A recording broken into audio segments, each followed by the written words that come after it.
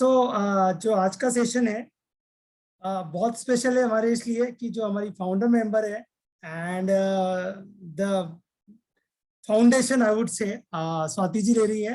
तो उसके पहले मैं I just talk about the Jainism series and what is basics of the Jainism series. So and I think few of you are new. तो जेनिन NCR से start हुआ सेक्टर 43 मंदिर से। Now it spread to UK, US, and all over the world. So we are the members, and we have 3 WhatsApp group. At the moment, it's informal, and we have the few founder members. And Genuine Basic Knowledge series is like the ongoing series on a discussion around various themes from the scriptures conducted by group members keen to share their learnings and relevant life experience with the group. And what is basic of Jainism series? The compromise of basic concept, principle of Jain religion, and their practical application in daily life. This is what we are doing. And the speaker of today, the Swati, the Dr. Swati, she is a founding member and has been a driving force behind activities of Jainism from start. Yeah, from its start. Dr. Swati has over 20 years of professional experience. She is currently with EXL service as a vice president and this is vice president decision analytics, and has earlier worked with Cognizant, EY, and People Research, now CRISIL. Swati is a PhD economics from IIT Delhi and Masters in Business Economics from Delhi University. Dr. Swati has been a speaker at various national and international forums as well. Dr. Swati was recognized among top 11 women AI leaders in India's in 2020. She was featured in 21 Women in 21 by India AI, the National AI Portal of India, joint venture of Ministry of Electronics and IT, Government of India, NASSCOM, and National E-Governance Division. Most recently, Dr. Swati was featured among 50's most influential AI leaders of India by Analytic India magazine. Dr. Swati is a pattern member of Jito and is a mentor at Jito mentorship platform as well. Though Swati dwells in artificial intelligence professionally, she remains passionate about infinite power of spiritual intelligence. Dr. Swati has upskilled herself as a yoga and meditation trainer during COVID times and is a firm believer that following of Jain values can help solve the problems that world is facing today. On a personal front, she resides in Gurgaon with her father-in-law, husband, and 2 kids.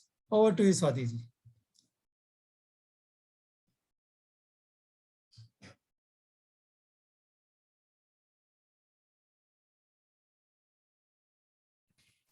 Swati ji, you are on mute. Oh, sorry. Thank you so much, Naresh Bhaiya, for the warm introduction. And as I begin the session today, I would also like to thank all the core members of Jainin, all the members of Jainin, and also the mentors of Jainin, because of whom Jainin has been in existence for past 5 years. I have personally learned a lot. In fact, my basic foundation of Jainism has also to a great extent been strengthened through this forum. And not only have I learned in the process, but also got an opportunity to share my learnings through occasions like this, where we people who are learning in the forum are also given an opportunity to share our learnings on a specific topic. So I'm pleased to share my today on the topic of karma theory and practice, and share my learnings as well as experiences in this direction. And I will just share my screen. Can everybody see my screen? Yes, Dr. Swati. Okay, okay. Thank you. Thank you. Just make it a full screen, please. It's only the. It's Yeah, not- yeah. Thank you. Thanks for reminding. Yes, Right. it's good. Right. Okay. So, uh, talking about karma theory, uh, what I attempt to do in this session today is I'll talk about the science of karma, the types of karma, the karmas that we do in our daily life, and then we bear the fruits of that, positive and negative, and how we can elevate our life by understanding this theory of karma, and how we can achieve the ultimate destination, and like whether materialistic or even spiritual, and we can get to the path and follow the path to achieve liberation. So now talking about theory of karma, और मैं Hindi English mix में करूंगी. मैंने English में presentation रखी क्योंकि last time एक request थी, specially people joining from US. Today also some folks have joined from there to keep it in a mix. Now, talking about theory of karma, we all know the basics there, that as you sow, so shall you reap. जैसा बीज बोएंगे वैसा ही फल मिलेगा. आम का बीज बोएंगे तो आम का ही पेड़ मिलेगा, नीम का बीज बोएंगे तो नीम का ही पेड़ मिलेगा. आम का बीज बो के नीम का पेड़ नहीं मिल सकता, और वाइस वर्सा.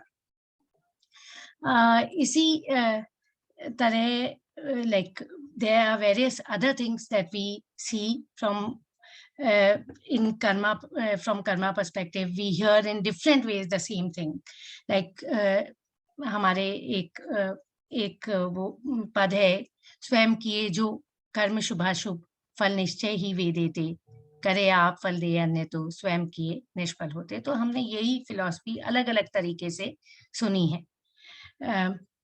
अब अगर हम देखें संसार की कर्म का क्या पावर है, तो संसार की सभी विविधताओं और विषमताओं का कारण कर्म है. इनफैक्ट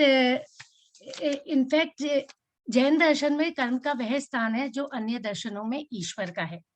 विधि, विधाता, देव और ईश्वर आदि शब्द सब कर्म रूपी ईश्वर के पर्यायवाची हैं. अर्थात कर्मों के अलावा संसार का सृष्टा अन्य कोई नहीं. तो जगत का सृष्टा, पालक, संहारक कर्म को ही कहा गया है. कर्म के ही फलदान को भाग्य कहते हैं. तो हम देखते हैं कि संसार में कोई अमीर है, कोई गरीब है, कोई बलवान है, कोई निर्बल है, कोई ज्ञानी है, कोई अज्ञानी है.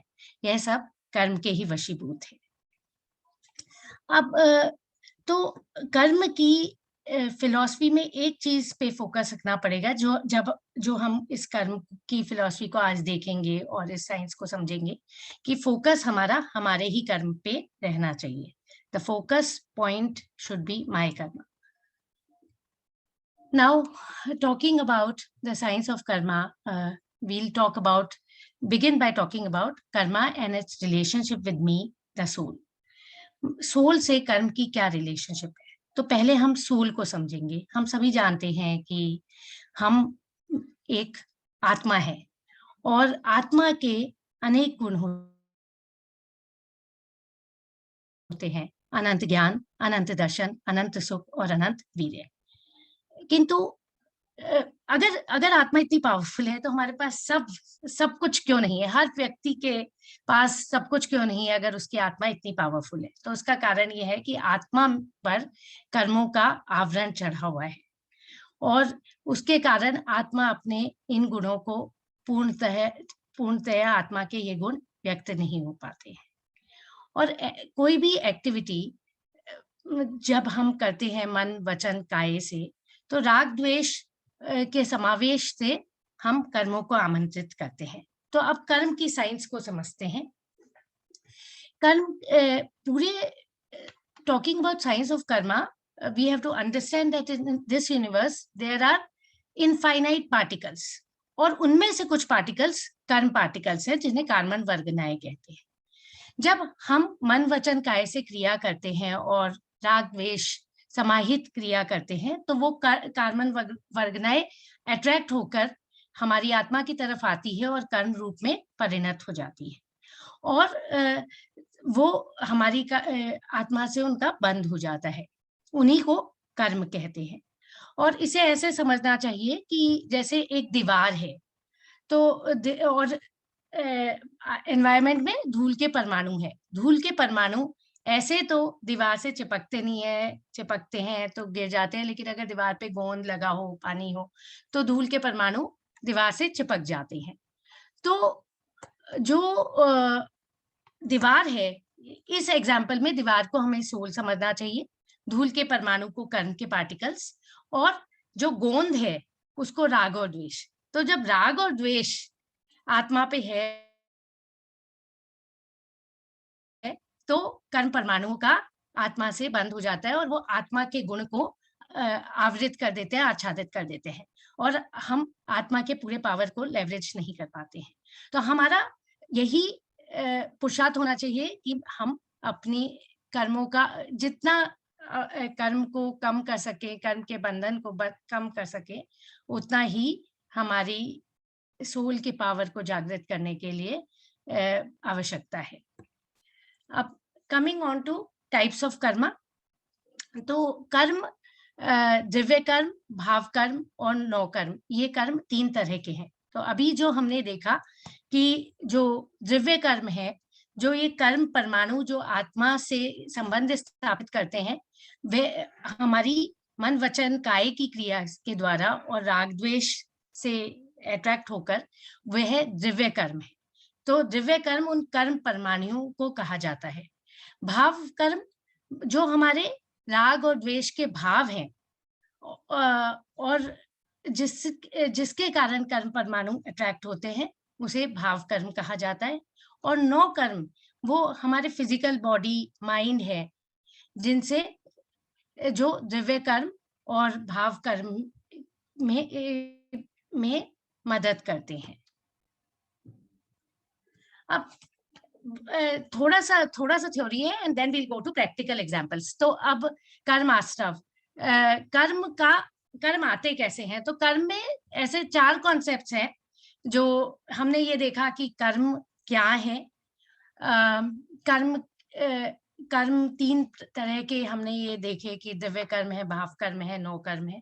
अब कर्म के 4 कॉन्सेप्ट्स हैं कि कर्मों का आना, कर्मों का आत्मा के साथ बंध जाना, फिर कर्म को रोक देना, कर्मों का आना रोक देना, और फिर जो कर्म बंधे हुए हैं उन्हें झाड़ देना। तो कर्मों का आना है आश्रव, कर्मों का आत्मा से बंध जाना बंध, कर्मों के आने को रोक देना है संवर, और कर्मों को झाड़ देना और फिर पूर्णतः झाड़ कर मोक्ष की प्राप्ति कर लेना, तो कर्मों को झाड़ देना है निर्जरा। तो पहले हम समझते हैं कि कर्म आते कैसे हैं, और फिर हम धीरे धीरे ये समझेंगे कि कर्म बंधते कैसे हैं, और फिर कर्म को रोका कैसे जा सकता है, और कर्म की निर्जरा कैसे की जा सकती है, जिससे हम अपने अल्टीमेट गोल पर पहुंच सके। दिव्य तो कर्म आश्रव 2 तरह के हैं। भाव आश्रव मतलब हमारे रागद्वेष से रागद्वेष द्वारा कर्मों का आना और कर्म परमाणुओं का आत्मा से की तरफ आना, ये दिव्य आश्रव है। और दिव्य आश्रव के 2 टाइप होते हैं, एक सांप्रदायिक आश्रव, ईर्यापथ आश्रव। सांप्रदायिक आश्रव लंबे समय तक होता है, कषाय राग द्वेष क्रोध मान माया लोभ की तीव्रता के कारण, और ईर्यापथ आश्रव कम समय के लिए होता है क्योंकि कषाय मंद होती है। और कर्म आश्रव के कारण क्या है? अब वैसे तो राग द्वेष कारण है कर्मों के आने का, लेकिन अगर हम डिटेल में जाएं तो मिथ्यात्व, गलत मान्यता, अविरति, अच्छे गुड कंडक्ट के प्रति रुचि ना होना, प्रमाद, असावधानी, लैक ऑफ केयरफुलनेस, अपने कर्तव्य अकर्तव्य के प्रति केयरफुल ना होना, कषाय जो कि क्रोध मान माया लोभ है, और योग जो कर्म परमाणुओं का आत्मा से संबंध स्थापित हो जाता है, उसे योग कहते हैं। तो ये सब कर्मों के आने के कारण होते हैं, और हमें इन कारणों पे बिल्कुल अपनी दृष्टि रखनी चाहिए कि हम कहीं मिथ्यात्व तो नहीं कर रहे हैं, कभी हम किसी अच्छे कंडक्ट को अपनाने में अविरति नहीं कर रहे हैं, हम प्रमादी तो नहीं हो रहे हैं, कषाय हमारी मंद होनी चाहिए, इन सब चीजों पर हमारा ध्यान सदैव ही रहना चाहिए। अब टॉकिंग अबाउट कर्म बंध, तो कर्म बंध, कर्म भाव बंध और द्रव्य बंध। अगेन कर्म के टू मेन टाइप्स हैं, भाव बंध, द्रव्य बंध। ये just very quickly I will explain कि द्रव्य बंध के भी 4 टाइप्स होते हैं, प्रकृति बंध, प्रदेश बंध, स्थिति बंध और अनुभाग बंध। ये डिटरमिन करते हैं कि हमारी सोल की किस क्वालिटी को कर्म ढकेंगे, कितने कर्म के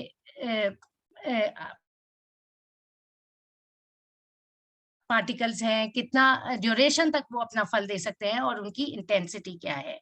ये द्रव्य बंध की 4 टाइप्स है और इसका कारण भी योग और कषाय रहता है। Now coming to main types of द्रव्य कर्म, और इसी पर मैं मोस्टली चर्चा करूंगी, which is also more in terms of like our practical day to day application. तो कर्म 2 प्रकार के होते हैं मेनली, घात्या कर्म और अघात्या कर्म। और घात्या कर्म वह कर्म होते हैं जो हमारी आत्मा के गुणों का का घात करते हैं, और अघात्य कर्म वह होते हैं जो आत्मा के गुणों का सीधी तरीके से तो घात नहीं करते, लेकिन घात्य कर्मों में सहायक बनते हैं। तो ये घात्य कर्म क्या है? यह है ज्ञानावर्णीय कर्म। अगर हमारे आत्मा के ज्ञान पर आवरण चढ़ जाता है तो वह है ज्ञानावर्णीय कर्म। दर्शनावर्णीय कर्म, आत्मा के दर्शन गुण को घात करने वाले कर्म दर्शनावर्णीय कहलाते हैं। अंतराय कर्म, किसी भी काम में विघ्न डालने वाले कर्म अंतराय कर्म कहलाते हैं। और मोहनीय कर्म, जिस कर्म से हमारे सम्यक्त्व और चारित्र का घात हो, वह मोहनीय कर्म कहलाते हैं।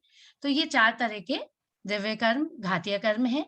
और फिर 4 तरह के अघातीय कर्म है, जो है वेदनीय कर्म, जो हमें सुख दुख का अनुभव कराते हैं, जो आयु कर्म, जिससे हम किसी एक गति में कितने समय तक रहेंगे ये डिटरमिन होता है। नाम कर्म, जिससे हमारा बॉडी, वॉइस, ये सब चीजें डिटरमिन होती है। और गोत्र कर्म, जो ऊंच और नीच गोत्र में हमारा जन्म कराते हैं। तो ये मेन तरह के कर्म है।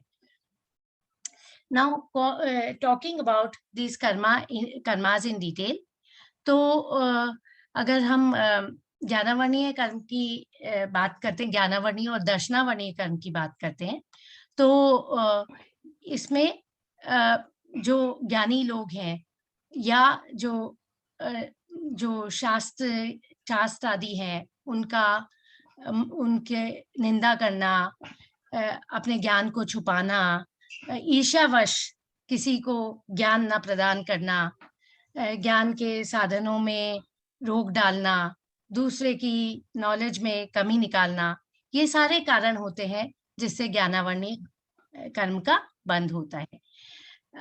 इसी तरीके से दर्शनावर्णीय कर्म भी होता है, जहां हम दूसरे के दर्शन में विघ्न डालते हैं, दूसरे की कोई सही देखने में विघ्न डालते हैं, तो उससे दर्शनावर्णीय कर्म का बंध होता है।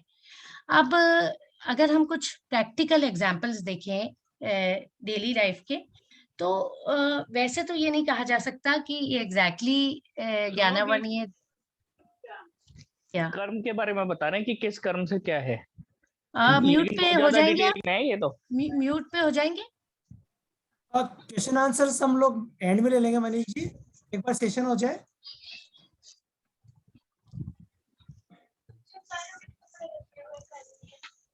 हाँ, ओके, कमिंग बैक। सो अब हम एवरीडे एग्जाम्पल देखते हैं, और ये एग्जाम्पल्स, ये तो नहीं कहा जा सकता कि मतलब मैं सभी कर्मों में एग्जाम्पल्स दूंगी डे टू डे। मैंने अपनी लाइफ से ही कुछ रिफ्लेक्ट करके एग्जाम्पल्स लिए हैं। ये नहीं कहा जा सकता कि ये एग्जाम्पल्स एकदम इसी कर्म के हैं या ये, but this is the best I could relate to the practical application from day-to-day life, and therefore I am presenting the same to you, and it will be also great to hear your examples also after the session.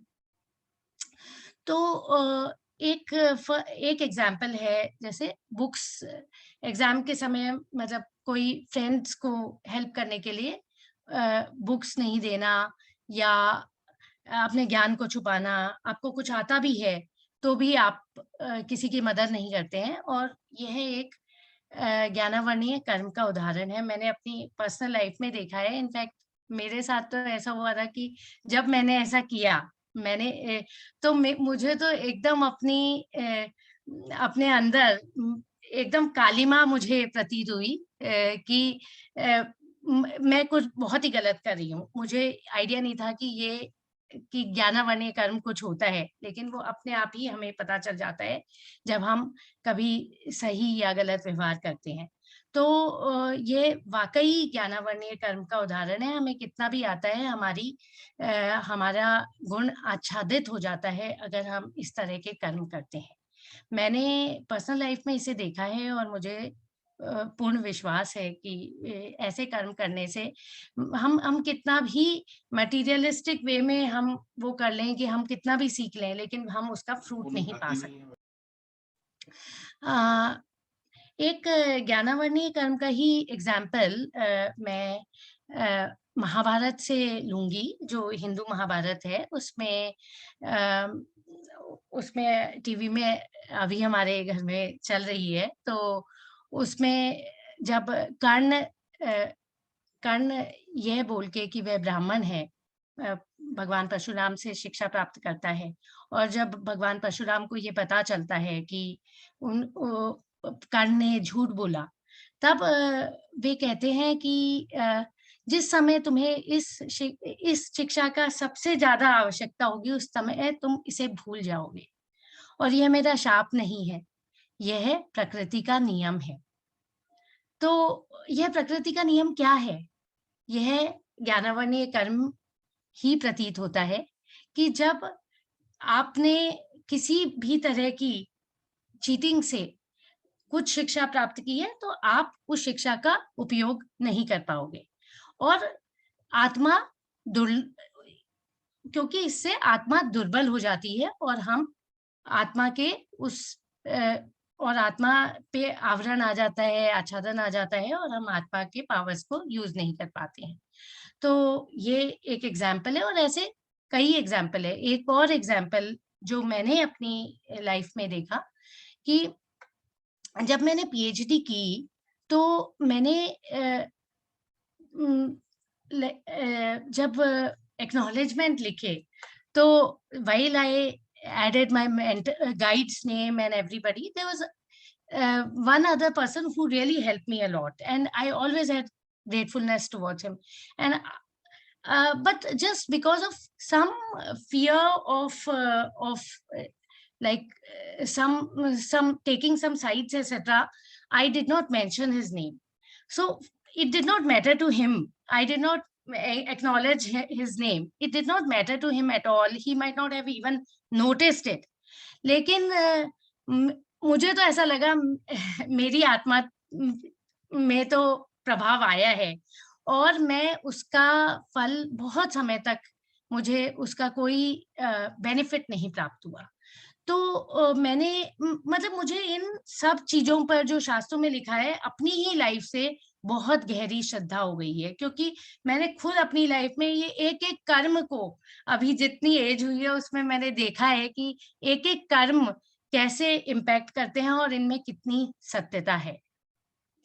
और तो इसी तरीके से daily life में we all see examples, and I would just like to motivate the students out here. हम ऐसे ही अपने teachers का मजाक उड़ाते हैं, बुक्स का रिस्पेक्ट नहीं करते हैं, और ये सब हम जानते भी नहीं है, ये हमारी अज्ञानता है, हम जानते भी नहीं है, इससे हमें ज्ञानावर्णीय कर्म का बंध हो रहा है।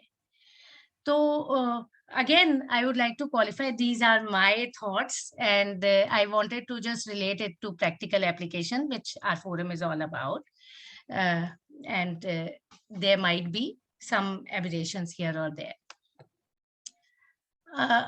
So ये है ज्ञानावर्णीय कर्म के, ज्ञानावर्णीय और दर्शनावर्णीय कर्म के उदाहरण। और दर्शनावर्णीय कर्म में जैसे मंदिर के दर्शन में विघ्न डालना आदि, ये दर्शनावर्णी कर्म के उदाहरण है, और इससे हमारी आई साइट और अदर एस्पेक्ट्स पे, हमारे दर्शन पे प्रभाव आता है. कमिंग ऑन टू वेदनीय कर्म. वेदनीय कर्म दो प्रकार के हैं जो हमें सुख दुख का अनुभव कराते हैं. दो प्रकार के हैं, पेन कॉजिंग कर्मास और प्लेजर कॉजिंग कर्मास. पेन जो कर्म हमें दुख का अनुभव कराते हैं वह असातय वेदनीय कहलाते हैं, और उसमें उसका कारण होता है अगर हम किसी को दुख और पीड़ा पहुंचाते हैं या हम सहानुभूति हेतु रुदन करते हैं, तो वो सब असाता वेदनीय के कारण होते हैं. इसी तरह जब हम करुणा का व्यवहार करते हैं और हम व्रत तपस्या आदि करते हैं तो हमें साता वेदनीय का बंध होता है. Now talking about everyday examples. असाता वेदनीय में आय का स्रोत ना होना या प्रॉपर आय ना होना, इनकम ना होना, इलनेस, डिजीजेस आदि, ये हमारे डेली लाइफ में असाता वेदनीय के एग्जाम्पल्स हैं. और साता वेदनीय के एग्जाम्पल्स में सारी सुख सुविधाएं का होना, सपोर्ट सिस्टम का होना, हेल्थ होना, ये सारी साता वेदनीय के एग्जाम्पल्स हैं. Now, when we are talking about these examples, I'll also like to relate the signs of illness and signs of diseases also, signs of karma with diseases and illness. तो basically बीमारी क्यों आती है? तो बीमारी के आने का कारण भी यही है कि कर्मों की केमिस्ट्री बदल जाती है और बिगड़ जाती है. तो जब कर्मों की केमिस्ट्री बिगड़ती है तो बीमारी आ जाती है. जब हम दवाई या किसी भी साधन से साधन करते हैं तो कर्मों की केमिस्ट्री ठीक हो जाती है और हम ठीक भी हो जाते हैं.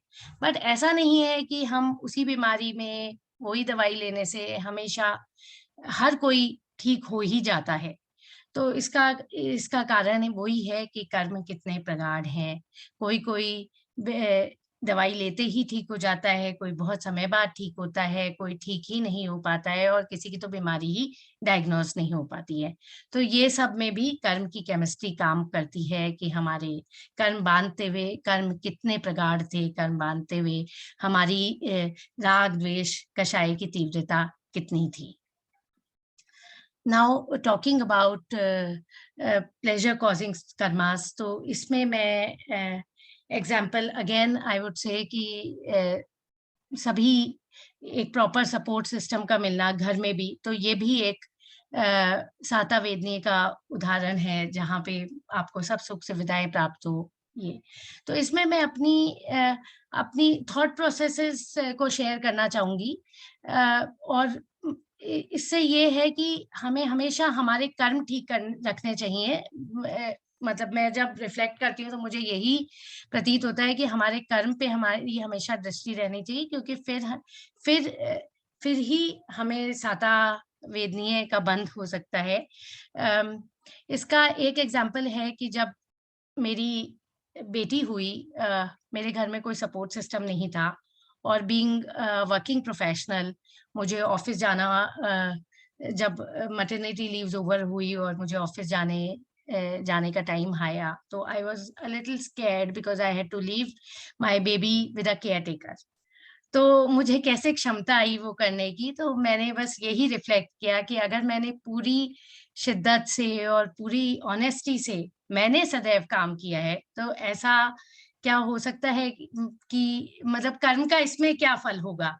तो I was a little convinced कि not really convinced, but it gave me strength that because of the belief in karma philosophy, it gave me strength. And और उस टाइम जो मेरे को केयर टेकर मिली उसमें she was so nice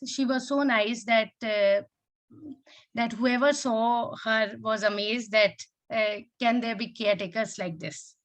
So this is an example, and there are various such examples that I see day to day life, that if we do it then we need not, मतलब हमें हमें किसी तरह की चार दीवारी की जरूरत नहीं है, हम केवल अपने कर्मों पे दृष्टि रख लें तो हमारे साथ वो ही होगा।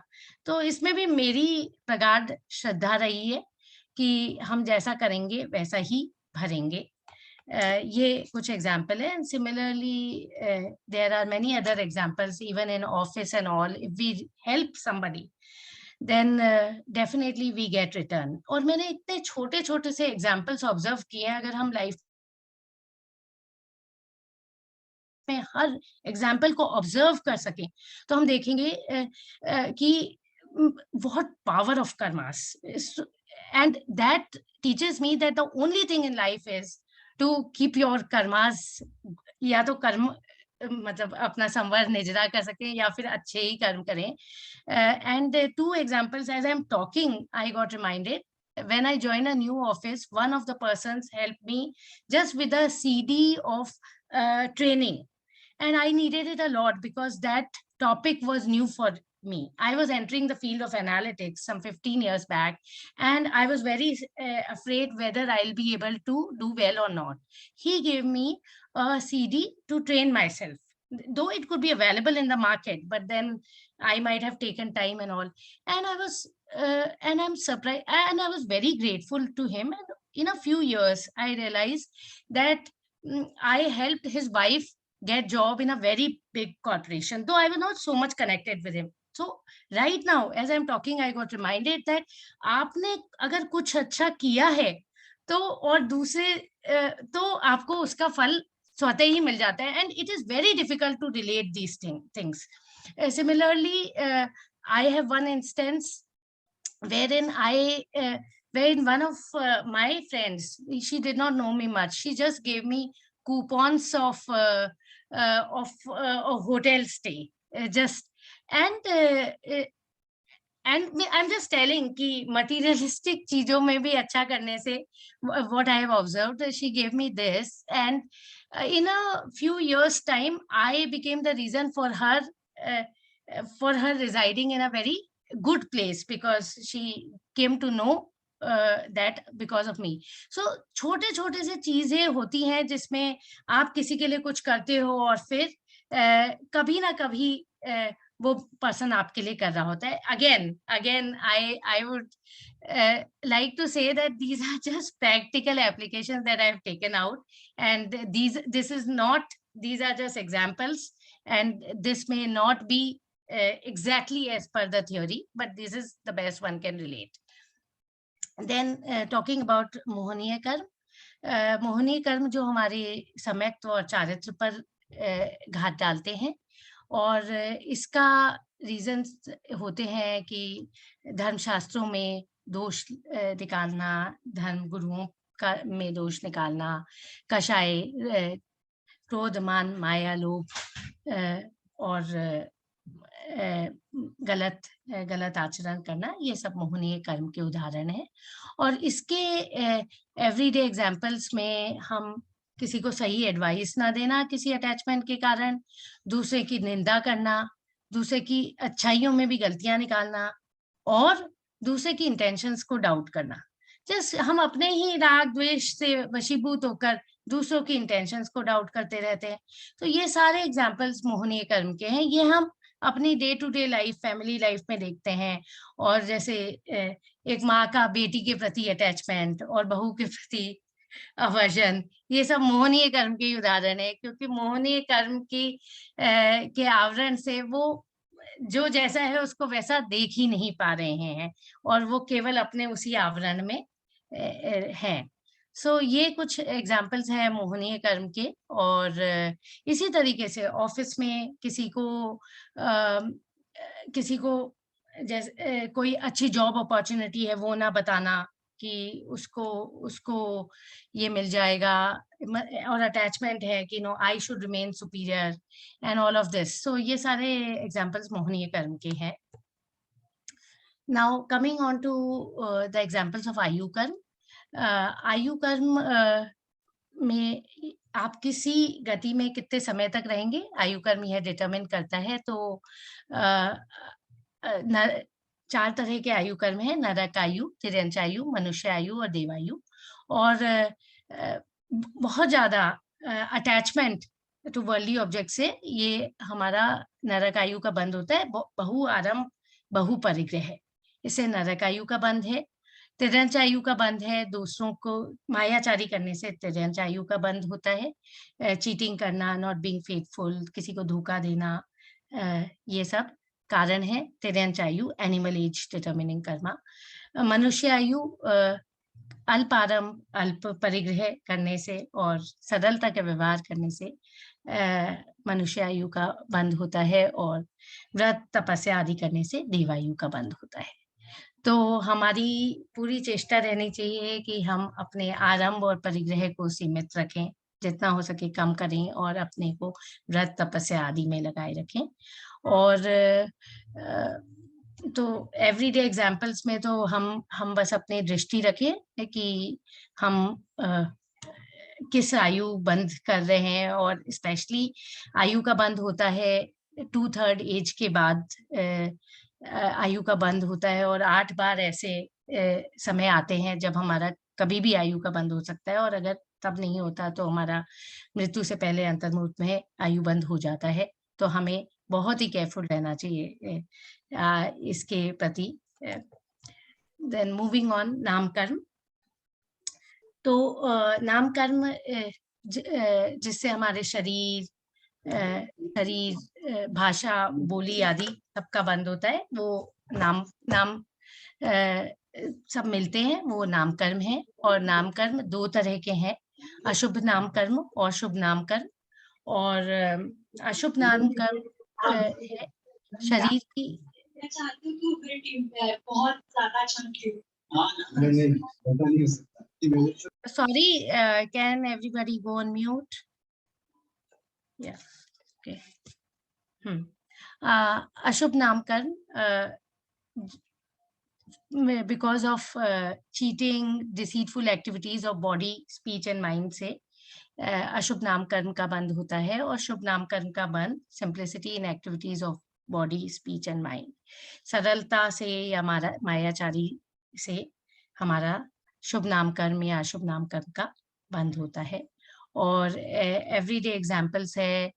अब नामकर्म में तो हमारा एवरीडे एग्जाम्पल्स यही है, कोई सुंदर है, कोई कुरूप है, किसी की बोली बहुत प्रभावशाली है, कोई कुछ भी बोलता है तो हमें एकदम से समझ आ जाता है, कोई कुछ बोलता है तो हमें समझ ही नहीं आता है कि बोलना क्या चाह रहा है। तो ये सारे, कोई बहुत अच्छा गा सकता है, कोई नहीं गा सकता, ये किसी के चेहरे पे चमक है, तेज है, ये सारे एग्जाम्पल्स शुभ नामकर्म या अशुभ नामकर्म के हमारे एवरीडे लाइफ में हम देखते हैं। इसका एक एग्जाम्पल मैं शेयर करना चाहूंगी कि जैसे हम किसी को देखते हैं, नामकर्म के प्रति भी हमें बहुत सजग रहना चाहिए, हमारी भावनाओं के प्रति। क्योंकि अगर हम किसी को देखते हैं ऐसी सिचुएशन में जहां पर उसको कोई पीड़ा हो रही है, या उसको कोई प्रॉब्लम है, कोई बीमारी है, या उसमें कोई कमी है, और हम उसमें अपने भाव करते हैं ऐसा ही होना चाहिए था, इसको तो डिजर्व, या जेलसी से हमें ऐसी फीलिंग्स आती है, तो ये समझ लीजिए कि कभी ना कभी फिर वो कमी हमारे में भी आ सकती है। चाहे वो जैसे कुबड़ होना, अगर हम किसी को देख के सोचते हैं जेलसी में कि अच्छा उसके कुबड़ आ गई है, ठीक है, and we are jealous of that person, and पता चलेगा कि कुछ टाइम बाद आपके भी आ गई है। So I would just say that be very very careful in terms of your thoughts, क्योंकि भावों की शुद्धता से ही हम असरटेन कर सकते हैं कि हमारे नाम कर्म सही रहे। So this is again my practical experience in life. Then गोत्र कर्म। गोत्र कर्म है लो फैमिली, तो उच्च कुल या नीच कुल में जन्म गोत्र कर्म है।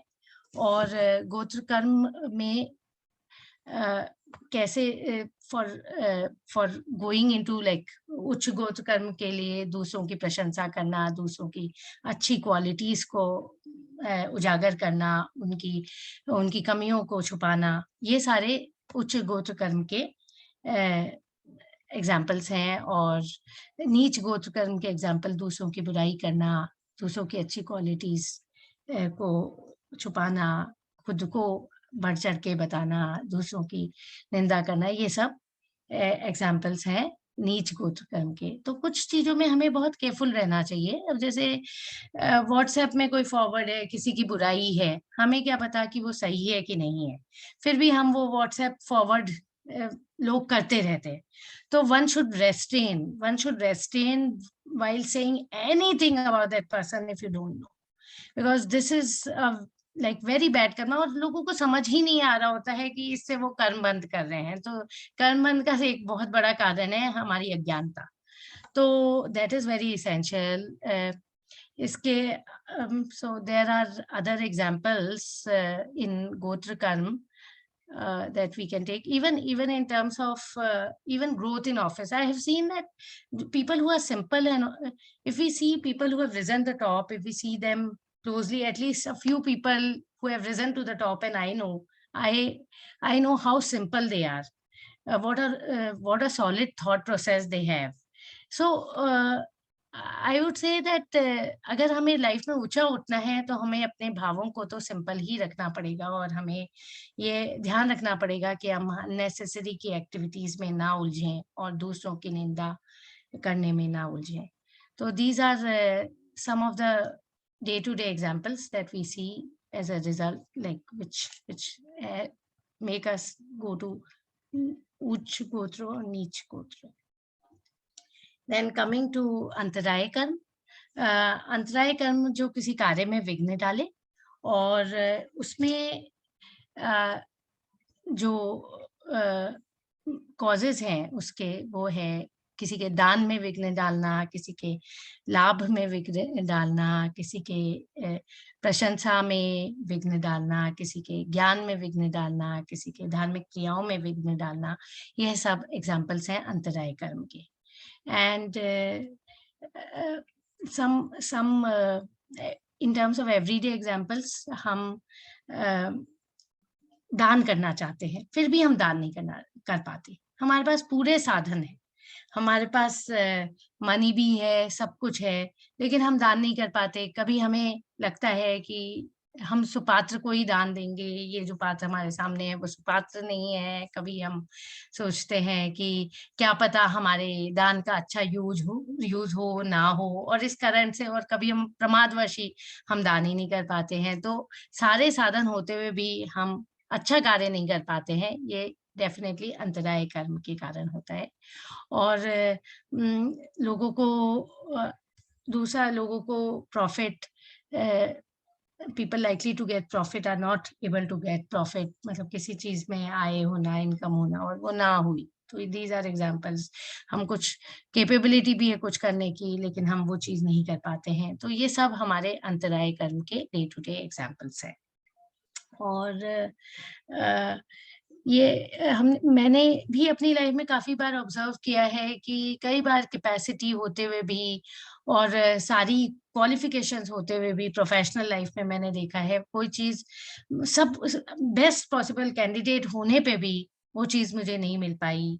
तो उसका कारण, मुझे उसके दो कारण प्रतीत हुए। एक कारण मुझे लगा कि I have to give to receive. तो क्या, अब जैसे एक स्कॉलरशिप मुझे मिलनी थी, I was one of the top candidates for that. It was a scholarship to study in a US university, and I felt that when have I really given a scholarship to anybody to be able to get it? So that was one of the reasons I felt, and the other reasons I felt is कि मैंने भी कभी किसी के कोई लाभ में विघ्न डाला होगा या डाला है, तो मुझे भी ये नहीं मिला है। So these are some of the reasons, some of the things we should keep into consideration while doing some acts which we don't even realize कि इन acts से हम पे क्या प्रभाव पड़ेगा। तो ये 8 तरह के कर्म हैं। और अब इन 8 तरह के कर्मों की, just to put it all together, I just put it very quickly कि हर कर्म के भेद हैं। There are many parts of each karma, and these 8 karmas are further divided into 146 types of karmas in total। ज्ञानावर्णीय के 5 भेद हैं, दर्शनावर्णीय के 9 भेद, वेदनीय के 2, मोहनीय 28 आयु कर्म हम देख चुके हैं, 4 भेद हैं, नाम कर्म के 93 टाइप्स हैं, गोत्र कर्म के 2 टाइप हैं और अंतराय कर्म के 5 टाइप हैं। और ये है जैसे ज्ञानावर्णीय के हैं, मति ज्ञानावर्णीय, मनः पर्य ज्ञानावर्णीय, शुद्ध ज्ञानावर्णीय, केवल ज्ञानावर्णीय, अवधि ज्ञानावर्णीय, ये सब काफी डिटेल्स में है। सो अभी in the interest of time I am not taking this, but जिसको भी इंटरेस्ट है, Jain science on karma is very detailed and we can go as deep as we want. अब टोटल लाइक टोटलिटी में देखना कि overall reasons of जो हमारे कर्म होते हैं उनके रीजंस क्या है, कर्म बंध के रीजंस क्या है। तो वो होलिस्टिकली अगर देखें तो सबसे बड़ा रीजन है हमारा राग द्वेष, हमारा अटैचमेंट। वो रीजन है, हमने चालू यहाँ से किया था कि हमारे राग द्वेष से एनवायरनमेंट में जो कर्म परमाणु है वो आके हमारी आत्मा से संबंध स्थापित कर लेते हैं, तो वो राग द्वेष है। तो हमें अपने राग द्वेष को पे लाइक ज्ञाता दृष्टा बने रह के दृष्टि रखनी चाहिए ताकि वो थोड़ा कम होता जाए। फिर हमारी पुरुषार्थ में कमी, कि हम अपने आत्मा के बल को नहीं यूज करते हैं अपनी कमियों को दूर करने में, तो दैट इज अनदर। हमें पुरुषार्थ करना चाहिए कि हम राग द्वेष से ऊपर उठ सकें, या जहाँ भी हमारी कषाय हैं, कषायों को दूर करने के लिए भी हमारा पुरुषार्थ चाहिए। और तीसरा कारण है अज्ञानता, जो मैंने कई बार रेफर किया इवन ड्यूरिंग द प्रेजेंटेशन, कि हम अज्ञानतावश कितना कुछ कर रहे हैं, हमें खुद ही नहीं पता कि हम जो कर रहे हैं उसका हमें क्या फल मिल सकता है। हमें इन कर्मों की साइंस की नॉलेज की नहीं है, साइंस की और इनका कैसे इम्पैक्ट होता है आदि। तो हमें इन 3 चीजों पे सदैव ध्यान रखना चाहिए कि राग द्वेष, पुरुषार्थ, अज्ञानता, पुरुषार्थ की कमी, अज्ञानता, इन सब से हमें बचना चाहिए और इन सब से उभरने का प्रयास करना चाहिए। अब वेज टू मिनिमाइज, ओके, ये है ओके। सो जो हमारे वेज बताए हैं, जो मैंने बात की थी शुरू में, हमने कर्मों के आने की बात की और कर्म के बंध की बात की। अब कर्म का रोका कैसा जाए, तो इसमें भी हमारी साइंस बहुत डिटेल्ड है जैन धर्म में। तो मैं बहुत क्विकली ये इसका जिक्र कर रही हूँ कि samvar and nirjara are means to achieve moksha, और हमें कर्मों का संवर और कर्मों की निजरा करने का हमारा पुरुषार्थ रहना चाहिए। और संवर के जो वो मीन्स है वो है 5 व्रत, जो हमारे अहिंसा व्रत और अचौर्य व्रत, ये सब 5 व्रत, 5 समिति, 3 गुप्ती, 10 धर्म, 22 परिचय और 5 टाइप्स ऑफ चारित्र, ये हमारे संवर के टाइप्स हैं और हमें इन सबको समझना चाहिए। अभी due to restriction of time we can not get in detail, but I just wanted to mention here. और निजरा में हमें भाव निजरा और दिव्य निजरा 2 तरीके से होती है। हमें निजरा की ओर अपनी दृष्टि रखनी चाहिए, और निजरा के जो वे हैं, मीन्स है, वो है 6 बाह्य तप और 6 अभ्यंतर तप। तो इसको भी हम पहले भी बेसिक्स ऑफ जैनिज्म सीरीज में डिस्कस कर चुके हैं, लेकिन ये मैं बता, to put it all together I wanted to put it कि संवर के ये 62 भेद है और निर्जरा के भेद है, और हमें इन सबको समझना चाहिए और अपनी लाइफ में और अपने भावों में लाना चाहिए।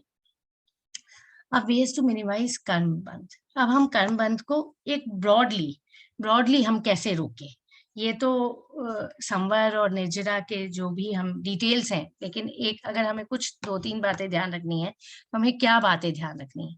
हमें ध्यान रखनी है कि हमें समता भाव रखना चाहिए, हमें एक्सेप्टेंस होनी चाहिए आउटसाइड एनवायरनमेंट में जो भी चल रहा है उससे।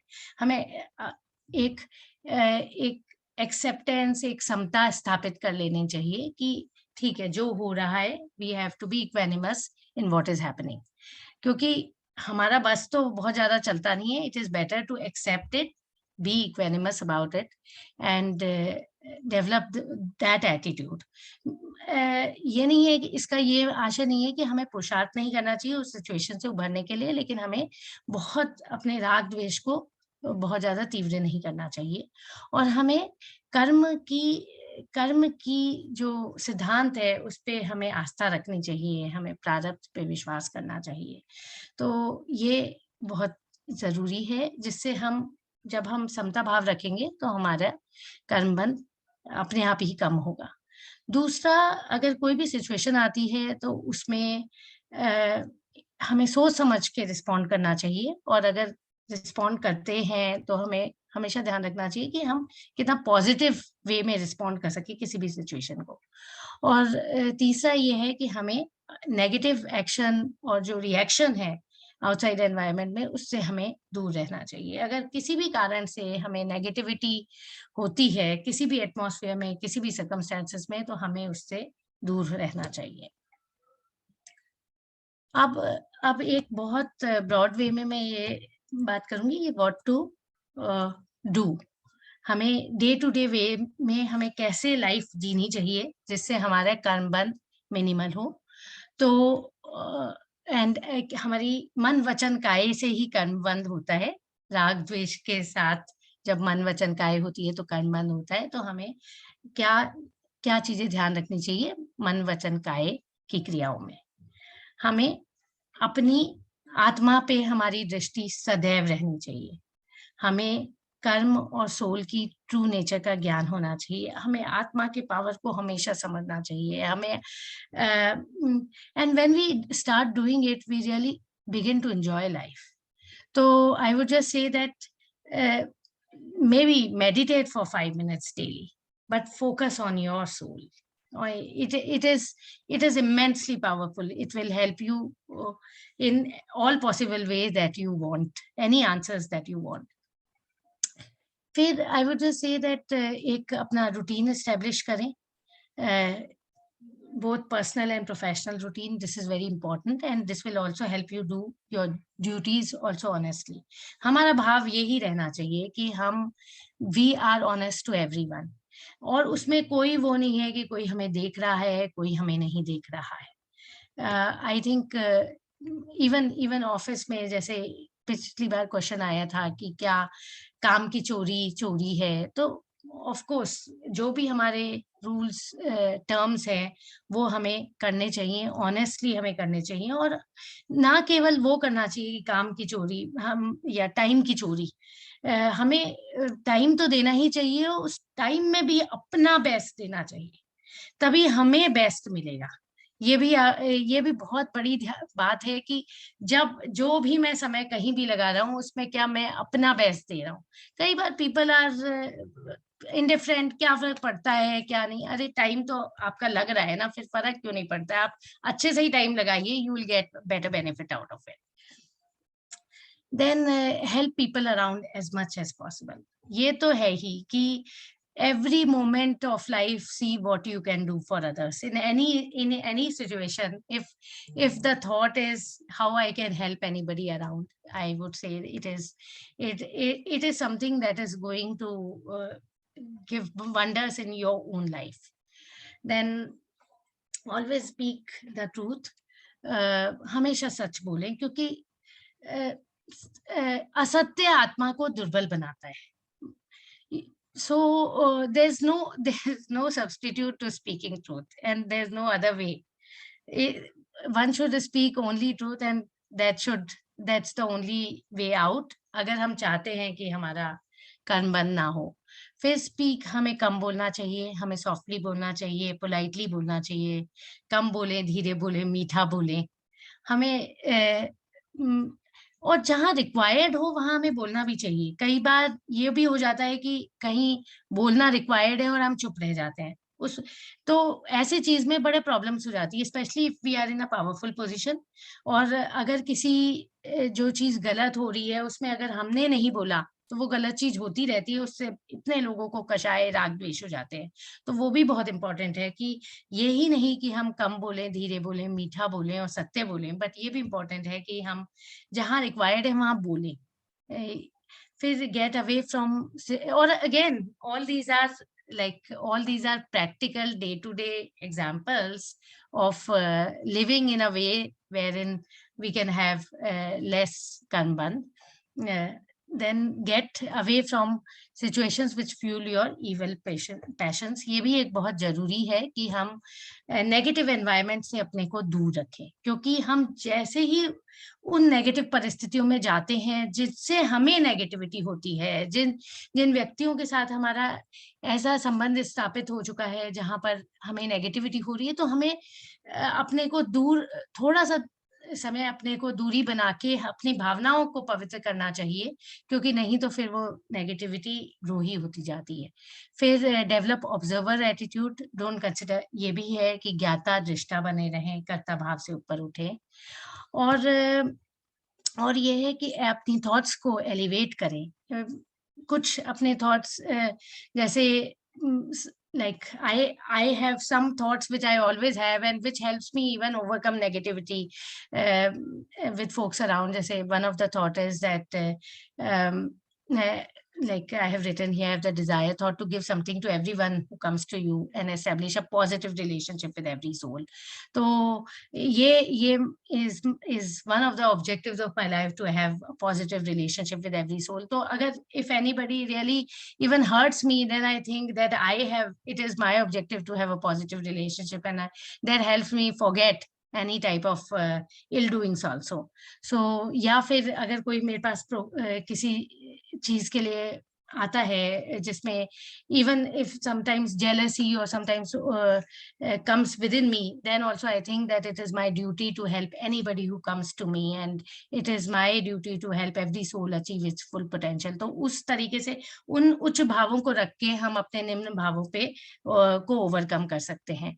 और हमें ये अपने तपस्या, व्रत, स्वाध्याय, मेडिटेशन ये करना चाहिए, और लर्न व्हाट, हमें ये देखना चाहिए कि इस सर्कमस्टेंसेस से हमें क्या सीखना है, तभी वो सर्कमस्टेंस पे हम विजय प्राप्त कर सकते हैं। और मैंने पूरा 1 घंटा ले लिया है, तो I'll just end the session by saying कि we are responsible for what we are, whatever we wish ourselves to be, we have the power to make ourselves। और जो हमने वो संवर और निर्जरा की बातें की, और उसमें भी ये है कि संवर, निर्जरा और फिर हमें मोक्ष पे जाने का प्रयास करना चाहिए। और I like to end this by my favorite quote, अपनी निधि तो अपने में ही है, अपने में है, बाह्य वस्तु का व्यर्थ प्रयास, जग का सुख तो मृत तृष्णा है, झूठे हैं उसके पुरुषार्थ, महाकष्ट पाता जो करता, पर पदार्थ जड़ में संयोग, मोक्ष महल का पथ है सीधा, जड़ चेतन का पूर्ण वियोग। तो हम सीधा उस मोक्ष मार्ग की तरफ अग्रसर हों और अपने कर्मों की संवर निर्जरा करते हुए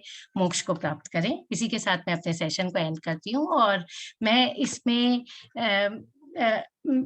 मैं धन्यवाद देना चाहती हूँ हमारे सभी मेंटर्स का, YK uncle, Jaspal uncle, doctor Vibha, जिनसे मैंने बहुत कुछ सीखा है।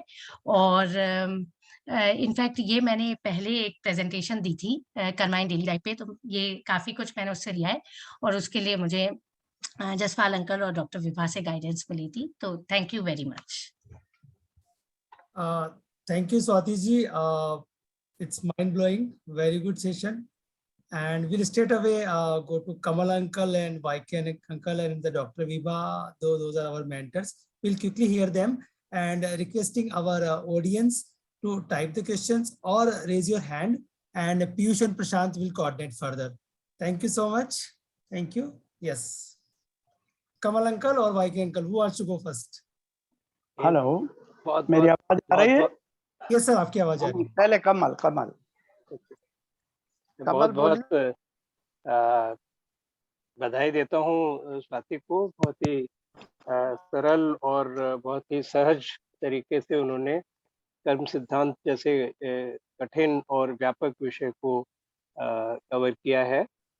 और एक बात जो मुझे बहुत महत्वपूर्ण लगी वो ये है कि कुछ उन्होंने अपने जीवन से जो उदाहरण दिए, तो उससे ये जाहिर होता है कि उनकी कषायें बहुत मंद है, क्योंकि जो मंद कषाय लोग होते हैं उन्हीं के बारे में ये कहा जाता है कि उनको जो कर्म बंद होता है वो तुरंत अपना फल देकर वो निर्जरा को प्राप्त हो जाता है, झड़ जाता है। तो अगर बहुत तीव्र कषाय हो तो फिर वो 33 कोड़ी सागर तक कर्म स्थिति में रहते हैं। तब क्योंकि उनकी इतनी जल्दी उन्हें फल मिलता रहा है, तो इसका मतलब ये है कि उन कषाय काफी मंद हो गई हैं। खैर, ये तो रही एक जनरल ऑब्जर्वेशन की बात। उनके प्रेजेंटेशन में एक दो कुछ बिंदु है जिसके बारे में मैं, अगर आप अनुमति दें तो थोड़ा सा कुछ कहना चाहूंगा। तो अच्छा, प्रारंभ में कहा था स्वाति ने कि कर्म को ईश्वर के समतुल्य कहा गया है। तो इस एक दृष्टि से देखें तो कथनचित हम ये मान सकते हैं कि जिसको अन्य मतों में विधाता कहा जाता है, विधि कहा जाता है, वो जैन धर्म में कर्म को कहते हैं। लेकिन कर्म को हम ईश्वर के समतुल्य अगर कहेंगे तो वो थोड़ा एक्सेसिव हो जाएगा, क्योंकि ईश्वर तो क्या है, यानी जो परमात्मा है उसको हम ईश्वर कहते हैं, जिसने अपने आत्म तत्व को पूरी तरह से प्राप्त कर लिया है, सारे कर्मों की को क्षय कर दिया है, वही फिर ईश्वर होता है। कम से कम खातिया कर्मों को क्षय करने के बाद ईश्वर की संज्ञा का अधिकारी होते हैं। तो कर्मों को तो उस तरह से शत्रु माना जाता है, अपना आत्मा का शत्रु भी माना जाता है कर्मों को, चाहे वो पुण्य कर्म भी हो। एक तरह से वो भी कहते हैं कि सोने की जंजीर है, सोने की बेड़ी है। तो यहाँ पर मैं थोड़ा सा संशोधन इसमें करना चाहूंगा। और आप देखेंगे बार बार सब जगह ही कहा जाता है, अब जैसे कि तत्वसार है, जो कि बहुत ही एक संक्षिप्त सा एक ग्रंथ है, जिसमें कि कहा जाता है कि समय सार का भी निचोड़ उसमें निकाल के रखा गया है। आचार्य देवसेन का लिखा हुआ है। तो उसके मंगलाचरण में वो कहते हैं, झाणज्ञ कम दड्ढे निर्मल सुविशुद्ध लब्ध सद्भावे रमयूण परम सिद्धे सुतच्च सारम पवोच्छा। मतलब ये कि ध्यान की अग्नि में कर्मों को दग्ध करके, जलाकर, जिसने अपने निर्मल और सुविशुद्ध स्वभाव को प्राप्त कर लिया है, ऐसे सिद्धों को नमस्कार करके अब मैं तत्वसार का की वासना करता हूँ। तो ऐसे करके शुरू करते हैं। यानी कर्मों को नष्ट करना, ये तो हमारे पुरुषार्थ का लक्ष्य है ना। तो इसलिए हम उनको ईश्वर के बराबर नहीं मानते। हाँ, ये हम कह सकते हैं कि संसार का जो खेल है उसमें मुख्य भूमिका कर्मों की। एक बात छोटी सी योग के बारे में। तो योग को कहते हैं कि मन वचन काय का जो क्रियाएं हैं, तो उससे आत्म प्रदेशों में जो स्पंदन होता है, उससे कर्म बंध होता है। तो योग उन 3 प्रकार की क्रियाओं को कहते हैं, वो योग। Sure. एक छोटी सी बात मैं दर्शनावरणीय के स्वभाव के बारे में बताऊंगा कि ये जो दर्शन है, ये हमारा दृष्टि से संबंधित नहीं है। जो हमारी दृष्टि होती है, जो हमें सही गलत का परिचय कराती है, जो हे उपादेय का भेद बताती है, जो स्व पर का भेद बताती है, वो सम्यक तो है, वो दृष्टि, वो उसको कहते हैं समीचीन दृष्टि। यहाँ पर बात होती है जो कि सामान्य प्रक्रिया है ज्ञान से पहले की, यानी वस्तु की अस्तित्व का एक भास होना, वो है। चाहे वो चक्षुओं से हो, चाहे वो चक्षुओं से अन्य उससे हो, वो उसका घात करता है ये दर्शनावरणीय का। एवरीडे एग्जांपल्स बहुत अच्छे दिए स्वाति ने अपने प्रेजेंटेशन में। पर उनको जो उन्होंने कहा, वो सब उसको हम माने कि ये उन कर्मों के हेतुओं के एग्जाम्पल, उन कर्मों के प्रत्ययों के एग्जाम्पल। हम अगर मान लीजिए कि अपने ज्ञान को छिपा ले जाते हैं, दूसरे की मदद नहीं करते हैं, तो वो फिर हमारे ज्ञानावरणीय कर्म के बंध का हेतु बनता है, यानी उसका वो प्रत्यय है ना, वो उसका उदाहरण नहीं है, वो उसका कारण बनता है, उसके बंध का कारण बनता है। इसमें ये भी स्पष्ट करना आवश्यक है कि जैसा कि स्वाति के साथ उनके अनुभव में हुआ है, पर वो नियम नहीं है। कर्म, अगर आपने कोई किसी कर्म का बंध किया तो उसका फल आपको तुरंत मिल ही जाए। ये जैसे मैंने कहा, ये कितनी कषायों के साथ बंद किया गया है, कितने अनुभाग के साथ बंद हुआ है, ये उसके ऊपर निर्भर करता है। और उसमें बहुत समय भी लग सकता है, हो सकता है इस समय जो हम देखते हैं कई उदाहरण ऐसे मिलेंगे कि बहुत ही पवित्र जीवन जीने वालों को दारुण वेदनाएं झेलनी पड़ी। बहुत सारे महाव्रती हैं जिन्होंने अपना सारा जीवन लगा दिया तपस्या में और लोगों का उद्धार में, पर उन्होंने स्वयं अथाह कष्ट भोगे। तो इसमें महत्वपूर्ण ये है कि उन कष्टों के बीच में उन्होंने अपने समता भाव को अगर बनाए रखा ना, तो तब हम कहें कि देखिए ये जो उन्होंने इतने पुण्य कार्य किए हैं उसका फल ये मिल रहा है कि ऐसी दारुण वेदना को भी ये इतनी सहजता के साथ वहन कर रहे हैं, बर्दाश्त कर रहे हैं, है ना? तो हमें यहाँ पे देखना चाहिए। ये नहीं कि उनको ये कष्ट हो रहा है तो इसलिए हम ये निष्कर्ष निकालें कि इनका जीवन सही नहीं है ना? कष्ट मिलना ये अलग बात है।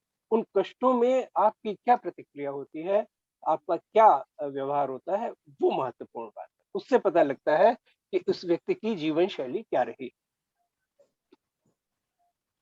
ये 2-4 बातें थी। उच्च-नीच जो गोत्र कर्म का बंध होता है, वो लोक मान्यता के परिप्रेक्ष्य में कहा जाता है कि अगर लोकमान्य है कोई परिवार तो उसको उच्च माना जाएगा। ये नहीं कि वाक़ई के ब्राह्मण है कि क्षत्रिय है कि शूद्र है कि इससे इसका अभिप्राय। कुल मिलाकर बहुत ही बढ़िया और बहुत आसानी से समझने वाला ये प्रेज़ेंटेशन रहा। मैं क्षमा चाहूँगा कि मेरा कुछ तबीयत ठीक नहीं चल रही है, तो इसलिए मैं ज़्यादा देर तक नहीं बैठ पाऊँगा और मैं माफ़ी चाहता हूँ और मैं एक बार फिर से बहुत-बहुत प्रसन्नता व्यक्त करना चाहता हूँ कि स्वाति ने अपने जीवन को जिस तरह से जिया है वही उनकी प्रेज़ेंटेशन से ज़ाहिर होता है। धन्यवाद। Thank you so much, Uncle. Thank you. Swati, आज तुम आवाज आ रही है मेरी? हाँ जी, हाँ जी। हाँ, आज तुम्हारी डिग्रीज देख के मुझे लग रहा है कि मैं अब आशीर्वाद नहीं दूंगा, शुभकामना ही दूंगा तुमको।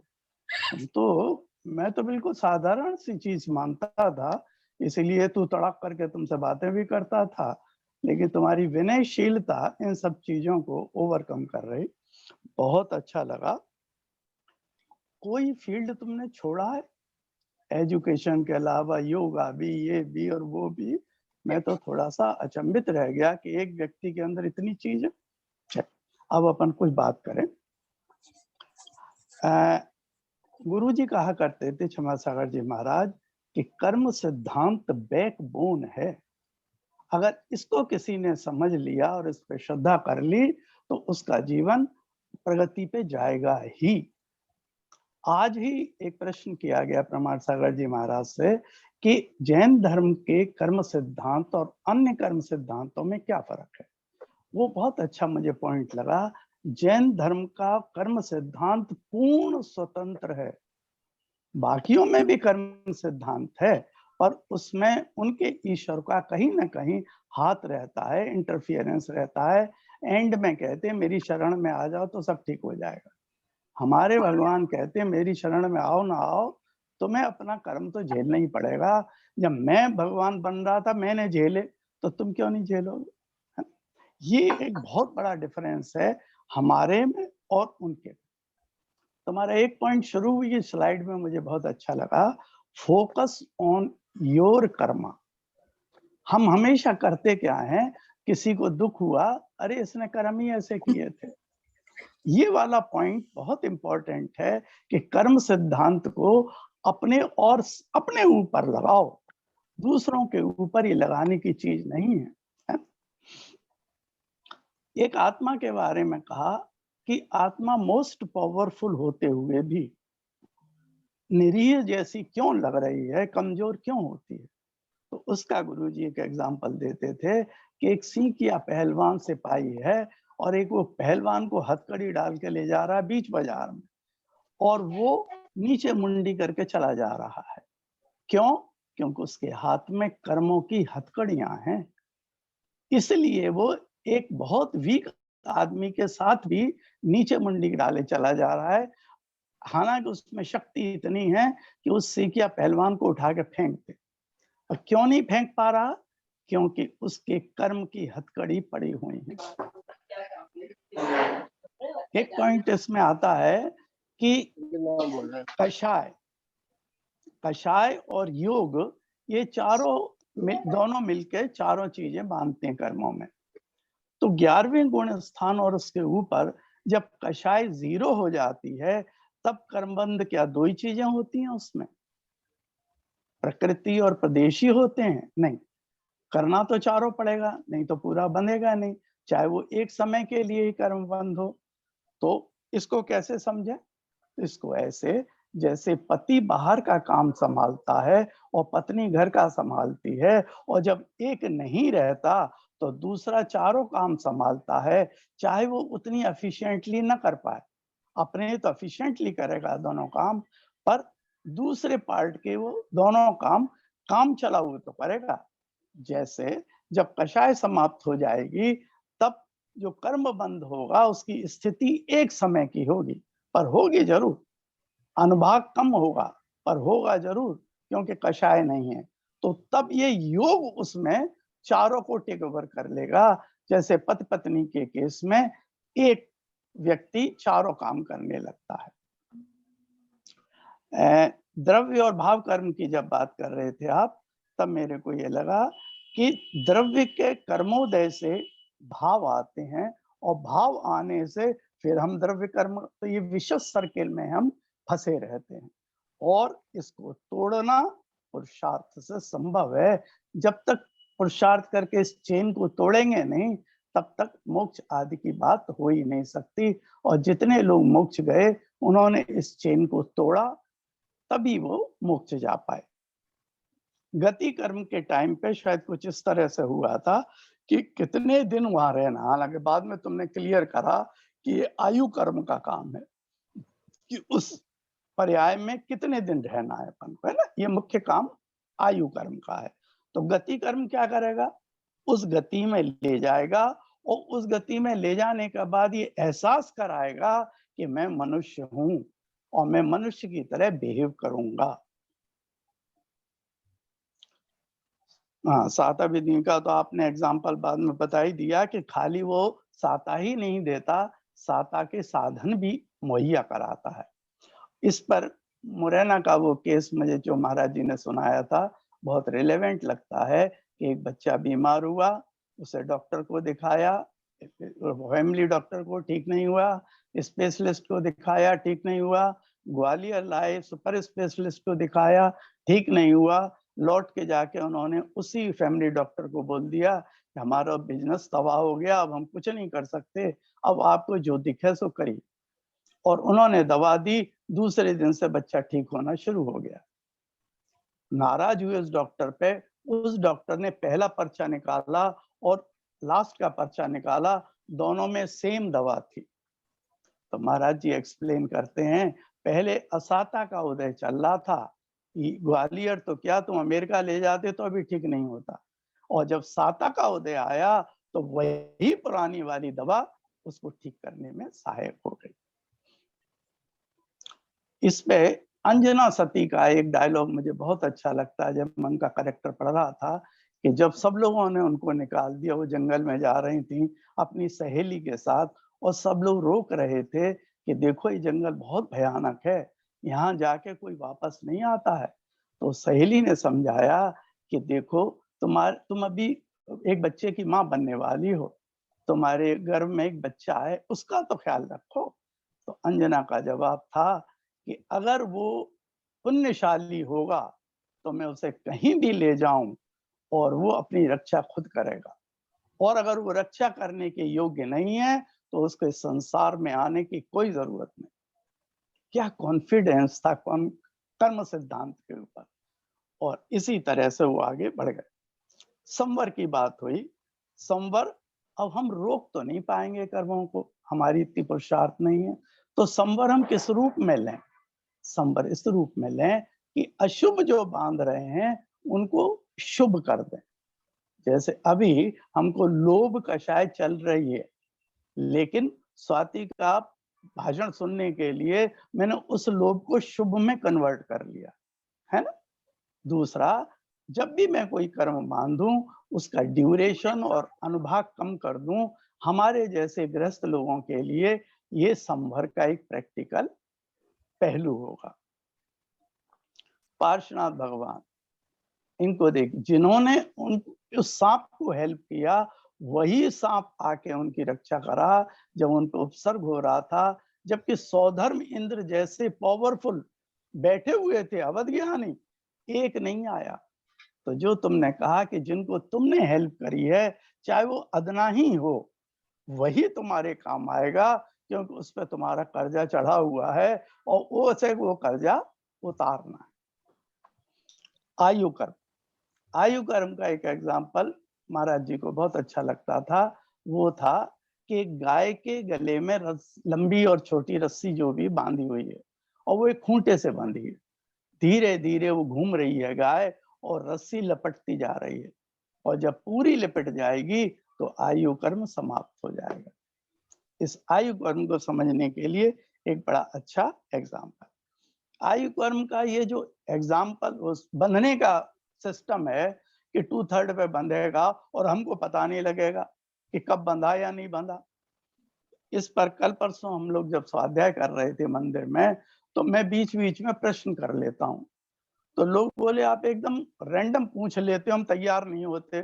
मैंने कहा यही तो बता रहा हूँ भैया, आयु कर्म ऐसे ही बंधेगा, हमेशा अलर्ट रहना कि कभी भी वो प्रश्न पूछा जा सकता है, कोई भी। तो स्वाध्याय करते समय हमेशा अलर्ट रहो, ऐसे ही आयु बंद करके टाइम गए, वो कभी भी आ सकता है। ऑलवेज अलर्ट, सावधान हमेशा रहना है। मैक्सिमम करबंध हम गृहस्थों के अनर्थ दंड से होते हैं, जो अवॉइडेबल है, जिन चीजों की जरूरत नहीं है उससे हम मैक्सिमम कर्म बंद करते हैं आज की तारीख। और देखिए कैसी विडंबना है, जो चीज अवॉइडेबल है उससे हम मैक्सिमम बांध रहे हैं। बैठे बैठे टीवी देख रहे हैं, बैठे बैठे राजनीति का डिस्कशन कर रहे हैं, कुछ नहीं पेड़ के पत्ते ही तोड़ रहे हैं, फालतू चक्कर लगा रहे हैं, आदि आदि, जिनका कोई पर्पस नहीं है, उन क्रियाओं को करते हैं जो कि अवॉइडेबल, उनको अपन इजीली अवॉइड कर सकते हैं। लास्ट पॉइंट, जो बोलने की और चुप रहने की तुमने बात की, उसका एक एग्जांपल देखें। जटायु बोला जबकि उसकी शक्ति नहीं थी बोलने की, सीता हरण के टाइम उसको राम की गोद में ली। भीष्म पौरुषवान थे पर चीर हरण के टाइम बोले नहीं, उनको वाणों की गोद में। इसलिए जहां बोलना चाहिए जरूर बोलें, जहां चुप रहना चाहिए वहां चुप रहें। बहुत बहुत अब मैं आशीर्वाद दे ही देता हूँ। बहुत अच्छा लगा तुम्हारा सुन के, क्योंकि इतना वास्ट सब्जेक्ट था और तुमने 1 घंटे में कवर कर लिया। बहुत बहुत शुभकामनाएं, आशीर्वाद। जय thank you Jinendra. So much, thank you so much uncle. बहुत ही प्रभावशाली आपके सारे एग्जाम्पल्स रहे, और ये वाला लास्ट वाला भी। Thank you. और कोई क्वेश्चंस? आई थिंक कशिश जी का क्वेश्चन है, 2 एक क्वेश्चन टाइप भी हुए हैं, निर्जरा ऑफ पुण्य कर्म, तो वो आप हैंडल कर लें स्वाति, या माइक अंकल हैंडल कर लें? I will need uncle's help. हाँ, क्वेश्चन कशिश?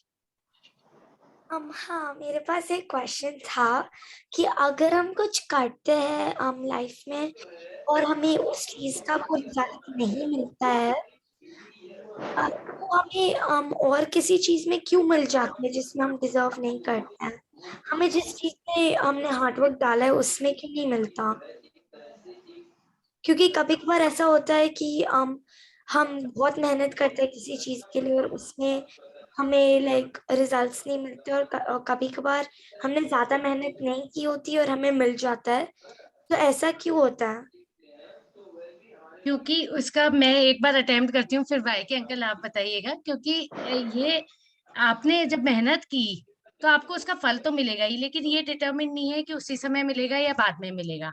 तो उसी समय हो सकता है नहीं भी मिले, और उसमें आपके कोई पहले वाले कर्म बीच में आ जाए,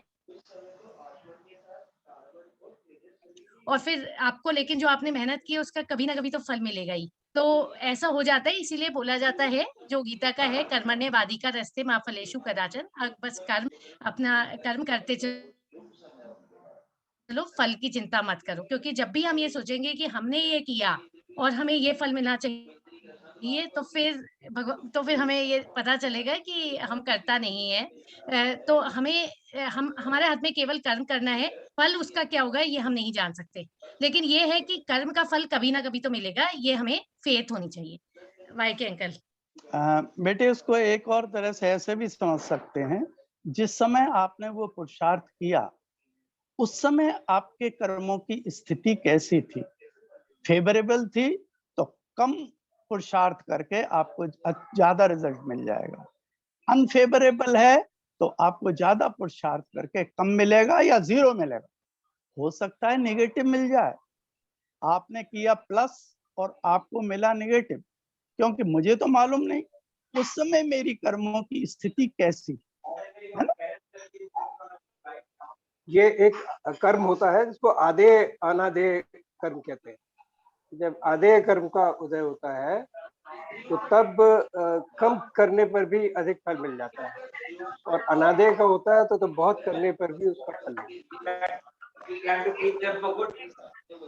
सर ये अंकल ये किस कर्म कहाँ मिलेगा, मतलब कर्म के किस पार्ट में मिलेगा ये आधे अनाधे का?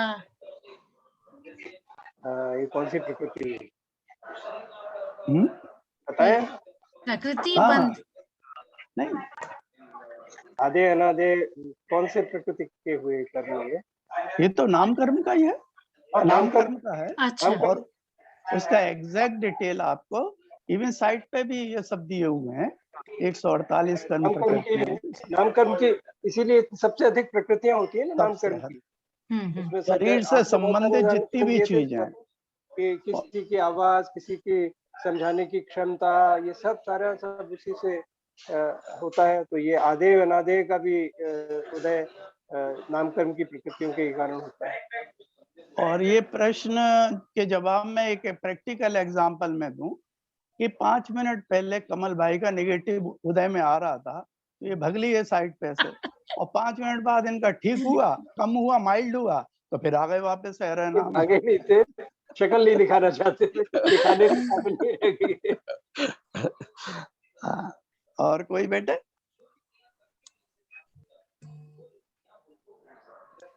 भैया आपने अच्छा क्वेश्चन है, पुण्य कर्म की निर्जरा कैसे करें?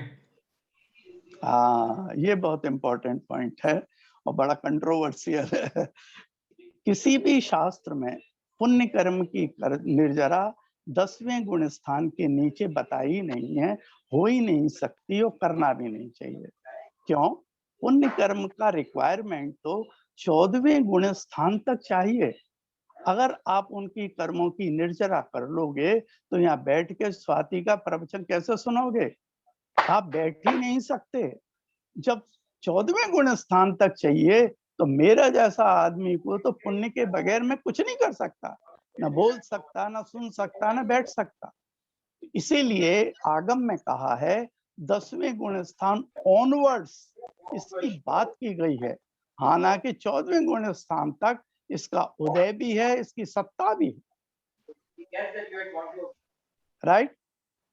ये बहुत महत्वपूर्ण बात है ये जो अभी कही योगेंद्र जी ने, क्योंकि ये सब जो शंकाएं, उनकी शंकाओं के मूल में क्या है? मूल में ये है कि एक एकांत वाद आ जाता है, यानी थोड़ा पढ़ा है, कुछ एक अंश पढ़ा है, उससे फिर अर्थ लगाने लगते हैं कि ये पढ़ लिया कि ये भी पुण्य कर्म भी बेड़ी है, सोने की बेड़ी है, चलो इसको काटते हैं। पर हर एक चीज इस पर निर्भर करती है कि आपका स्थान क्या है, आप कहाँ पर खड़े, स्टैंड पॉइंट क्या है, आपके नजरिए पर क्या उचित है। जो हमारे लिए जो उचित है वो श्रमण के लिए अनुचित है, और श्रमणों में भी जो शुभोपयोगी श्रमण है उनके लिए जो उचित है, जो उनके लिए आवश्यक है, वो शुद्धोपयोगी के लिए बिल्कुल एकदम त्याज्य है। तो ये सब आपकी स्थिति पर निर्भर करता है। हम तो अभी बिल्कुल शुरू के सोपानों पर हैं ना, शुरू की सीढ़ियों पर, तो हमारे लिए तो दूसरा ही विधान, हमें उस तक सीमित रहना चाहिए। हमें पुण्य कर्म की निर्जरा के बारे में अभी सोचने के लिए समय नहीं है, हमें अर्हता भी नहीं है, क्वालिफिकेशन। वो हमारा कंसर्न नहीं है। आज सिद्धांत हमें पता होना चाहिए, वो आवश्यक है, लेकिन हमारा नहीं है काम। जैसे कि हम अगर छोटे बच्चे से कहें कि अभी इसने जो प्राइमरी सेक्शन में है कि उससे कहें कि वो सब समझ जाए कि रिलेटिविटी का पूरा कॉन्सेप्ट क्या है, वो सारी डिटेल्स समझ जाए, ये नहीं होता।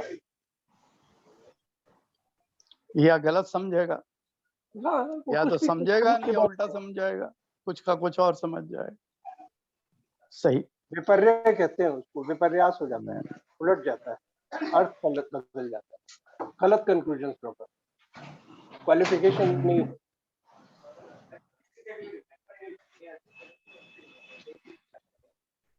और किसी का कोई प्रश्न है?